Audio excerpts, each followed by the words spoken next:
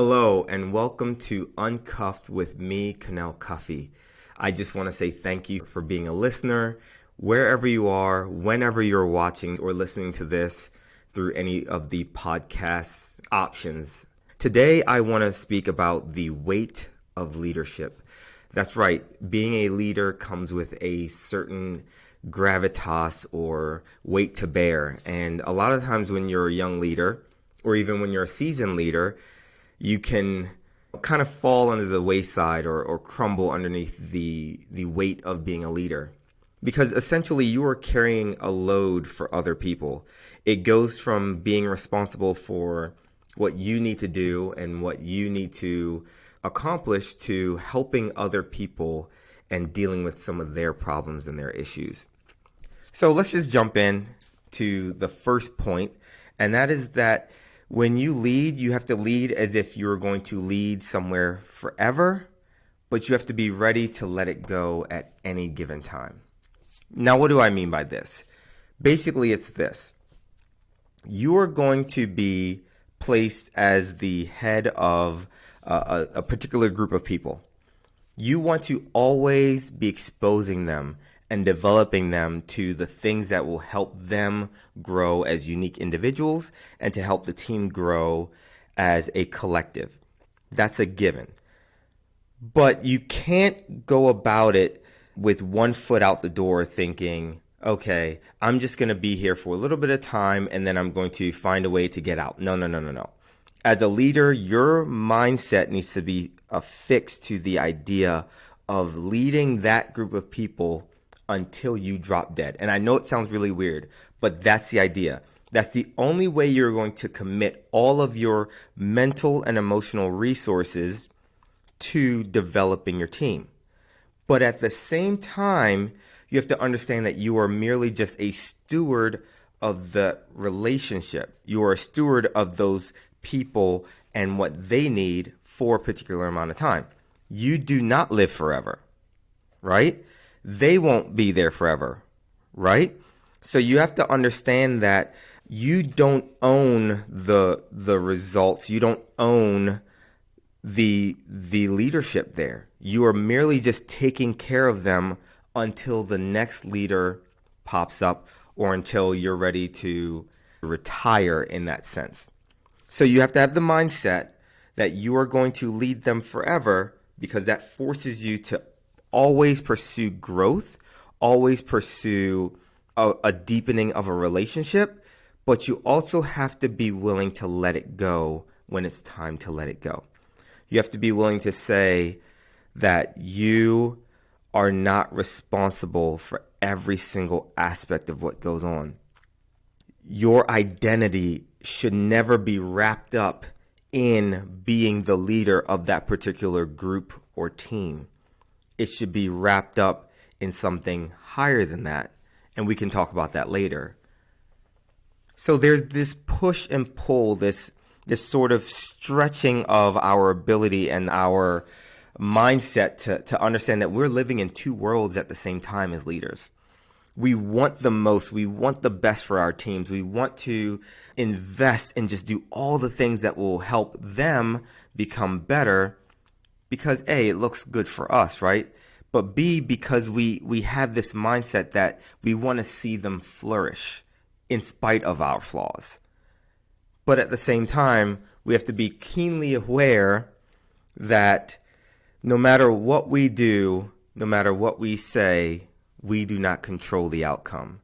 No matter what we do, no matter what we say, eventually someone else will take our place. And for some people, that's a very easy thing to learn and to transition to. But for others, that can be devastating. So to my young leaders out there, understand that and master that art. Because if you do not understand that concept, if you think that everything rises and falls on you, you are going to give yourself so much anxiety. You may cause yourself to go into depression. You're obviously going to feel like you have imposter syndrome because no one can truly feel like they are good enough to tackle a lifetime of leading a group of people. So take it easy on yourself. Relax a little bit. Grow, develop, do all the things to invest in your team.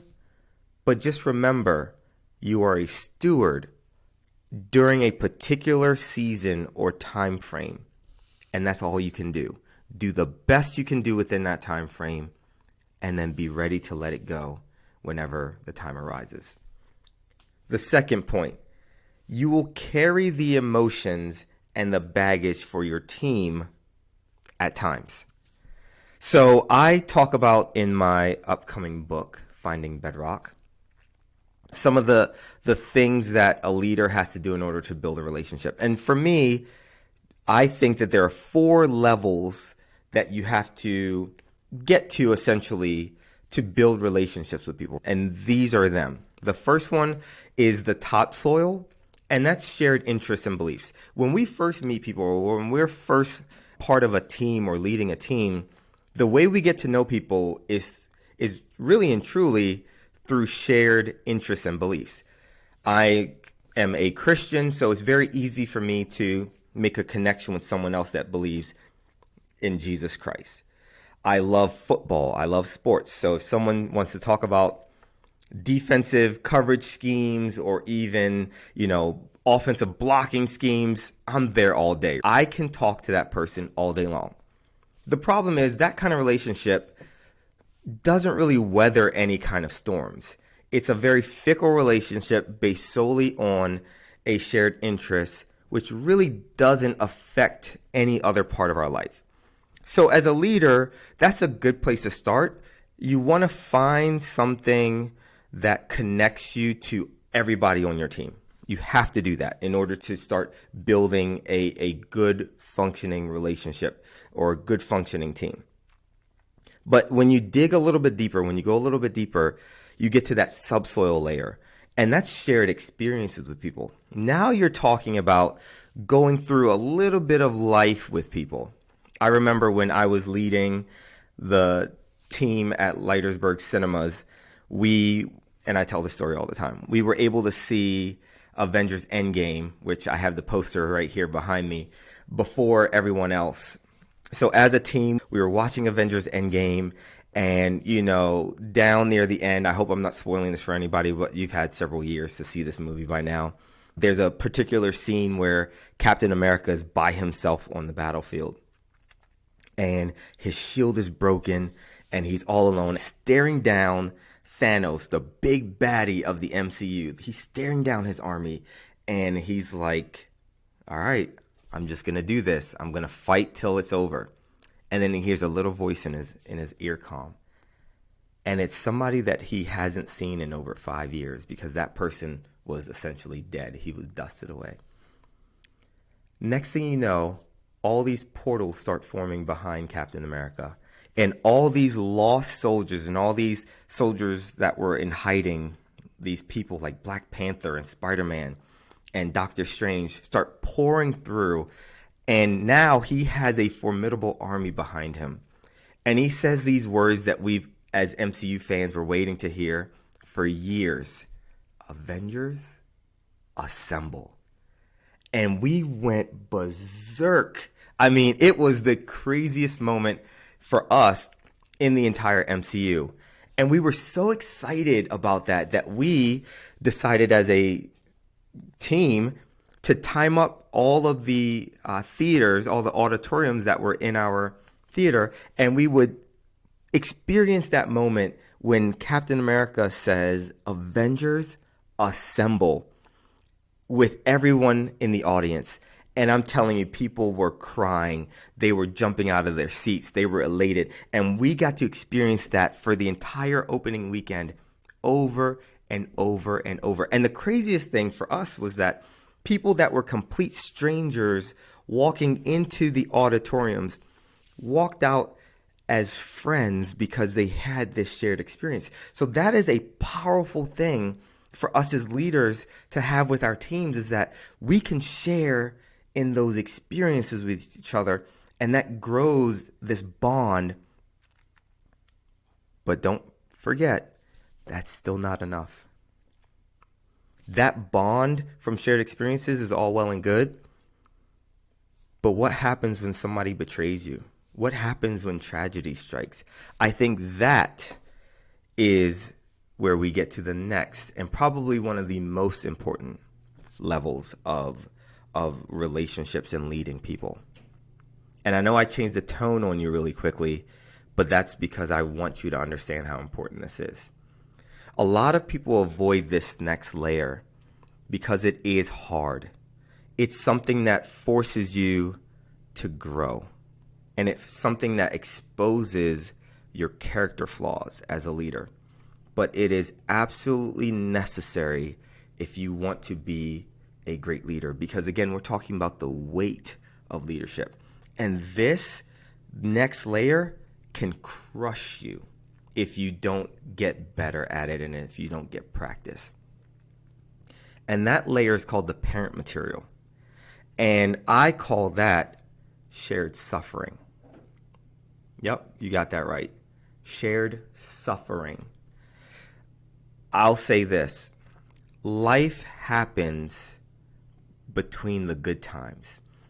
And people were meant, or rather suffering was meant to bring people together and to fortify us and to strengthen us.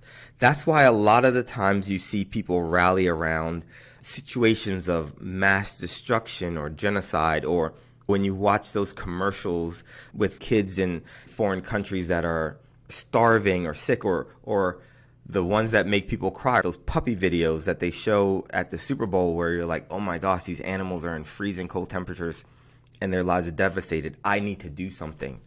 That's what suffering does. It brings us together. The problem is when leaders avoid that and they want to stay at the shared experiences level. The great leaders, or the leaders that want to be great, they step down and they cross that threshold into shared suffering. And it's because we understand this. When you suffer with someone, you are truly growing with them. If my employee or if my team member is going through a life situation, I have to understand they're going to bring that to work. It's not my role as their leader to shirk it to the side or to say, you don't bring your outside troubles to work. No, my job as their leader is to face that with them, is to walk with them a little bit and carry that burden with them, with the hopes that one day they will be able to carry that burden themselves. I'm there to help strengthen them and to sit with them in it sometimes, just to allow them the opportunity to feel some sense of relief. When my wife and I, we had 3 miscarriages actually in the span of 13 months.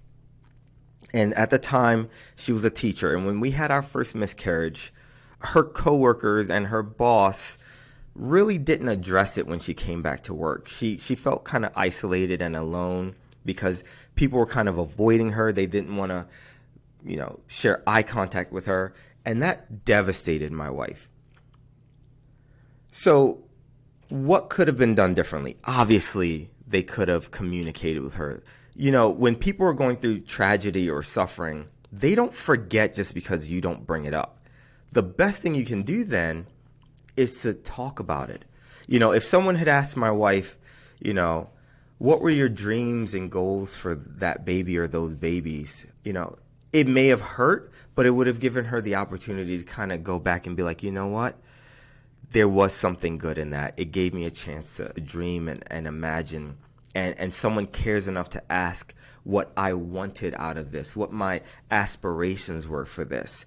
It's our opportunity to make a true connection on such a deep level that we create this bond that can be unbroken, essentially. And the thing is, when you go through suffering with people, you learn so much about how you can deal with your own issues as well. Like I said before, your character is exposed, so you learn how to navigate the idea of putting your thoughts and your desires in the right place, because your thoughts and your desires will lead to certain behaviors, and your behaviors over time as a collection is your representation of your character. So If your thoughts and desires are misplaced when you're going through suffering with people, you will be seen as a fraud. You will be exposed. Because if you're unwilling to suffer with people, then you shouldn't be leading them. I'll repeat that. If you're unwilling to suffer with people, then you shouldn't be leading them. Because the thing is, if we can capture the hearts of our team at work, we may be saving them a tragedy at home. If you consider this, people bring their home issues to work. And a lot of times they aren't allowed to discuss those issues at work. They aren't allowed to have those conversations to say, hey, I'm really struggling with this. Can you offer me some advice? Right? So they go to work all day and then they go back home, and work also has its own issues and problems. So now they're taking those problems that were compounded at work with the problems at home back home to their family. So what do we think will be the result of that? Right? I'm not going to give you the answer here because I want you to really consider that. What happens when what's going wrong at home is then compounded with what's happening at work and then sent back home? That's why it's so important for us as leaders to walk alongside our people and suffer with them, because we give them a sense of relief from their burdens. However temporary it might be, however short it might be as far as the depth of what they're dealing with, it's still a sense of relief. And it is our job to be that for them. We can't call ourselves leaders if we don't. And the thing is, in order to get to the final level, which is the bedrock level, which for me is shared faith, which is just an unbroken ability to see the good in the other person. You have to go through suffering to see that. If you don't go through that suffering, you'll never hit that level. My wife and I have been married for almost 11 years now. And we only get advice from couples who have been married for 20-something, 30-something, 40-something, 50-something years. It's because we are chasing what they have. So they are in a place where they have found a sense of bedrock with each other, a sense of faith where it's like we have gone through so many problems together that nothing is going to affect us as a couple. My wife and I want that, and we've been through a lot of stuff. So we are in that place where we are suffering with each other. We are going through life together with the hopes that one day our relationship will be so strong that no outside noise, no internal squabbles, no internal pressure can break us apart. We are so strong that the love of Jesus shines through because we understand what leading each other means. So now the last thing. You can't solve every problem, and that's okay. Now that may seem kind of weird in talking about the weight of a leader, but leaders tend to be problem solvers. Leaders tend to be the type of people who see an issue, this is separate from suffering, see an issue and they want to resolve it to get things back to being copacetic. I'm currently reading a book called The Secrets of Consulting, and it's really fascinating because the author talks about the idea of consultants not being able to fix every problem and being okay with that. And that correlates to leadership in so many ways. And the author talks about this idea of the rule of the rutabaga, where he mentions that he was working at a grocery store and no one was buying rutabagas. So he was talking to his boss and he said, hey, why don't we get rid of the display area where the rutabagas are and replace it with something that people are actually buying or going to buy? And the boss turns to him and says, that's a great idea. So what's our second worst selling produce? So basically what he was saying there is when you solve one problem, you elevate the second to worst problem in its place. So leaders have to understand and be grounded in the idea that you are going to feel the weight of needing to solve every single problem, but you won't be able to. And you have to be okay with that. You have to be okay with the idea that as soon as one problem is taken care of, another one is going to crop up and rise right in its place. And you're going to have to deal with that as well. It's going to happen over and over again. There's no utopia for a leader here on this earth. So you have to, if you want to lead, battle with that notion that I am going to deal with this issue. I'm going to deal with this problem. It could be a person, it could be a system, it could be yourself.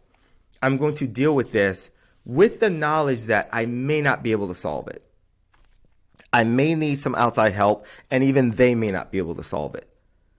But I'm going to keep going after it because I know that it's worthwhile for my team. That's what you have to be thinking.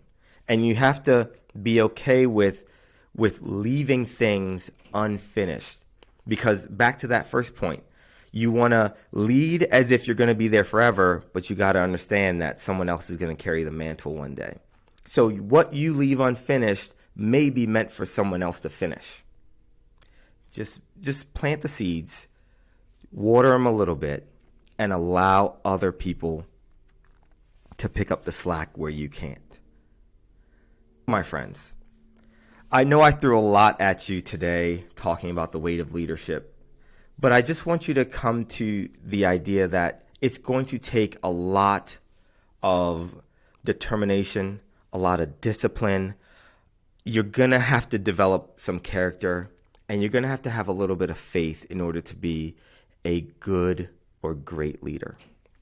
It's not going to be easy, but it's so worth it. It's worth it when you get to walk alongside people and see them develop and grow, and to hear how you are also developing and growing.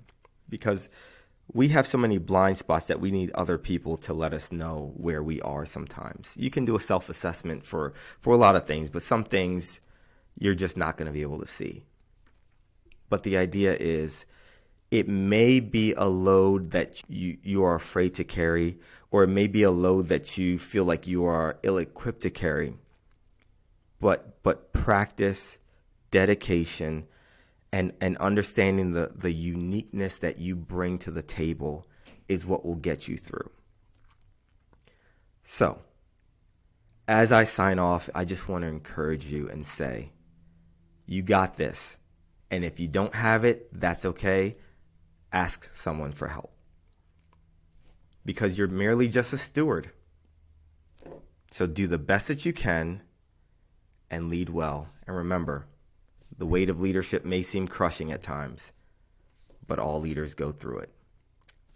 We're going to have an awesome guest next time, my friend Rob Johnson, and we're going to be talking about the Lost Boys. So I hope you are prepared for that and ready to really learn how we can help our young men grow and develop into the leaders that they need to be, because without men leading, societies crumble. See you next time. This was Uncuffed.